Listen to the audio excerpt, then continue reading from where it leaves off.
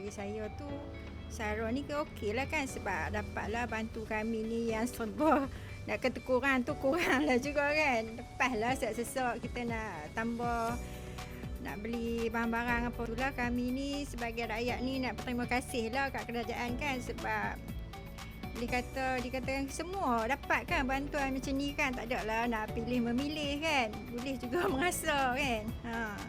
Dia boleh tolong kami orang tua kan, buat kemas kan, suatu bersalah, tolong kami banyak lah.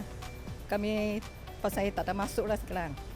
Beli barang makanan, keperluan, minyak pelas, macam tu lah.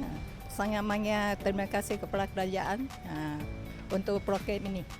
Memang harap dia terus. Yang Saro tu selalu saya beli keperluan kita lah, hari-hari kita duk guna kan. Beli macam sabun, gula gigi, macam tu lah.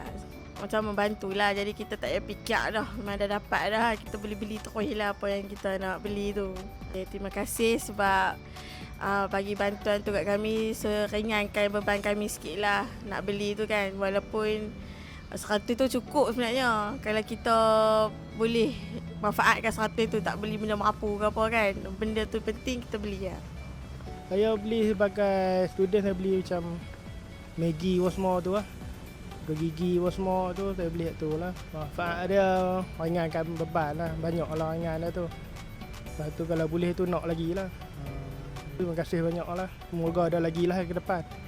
Saya rasa bersyukurlah sebab kerajaan kita telah memberikan bantuan Saro. Saya gunakan untuk membeli barang keperluan di rumah lah, keperluan dapur, dan kita rasa ringankan beban kita lah sebab setiap bulan kita dapat membeli untuk bantuan di rumah kita lah kan, untuk beli makanan, segala keperluan barang-barang dapur lah, dan meringankan beban kita.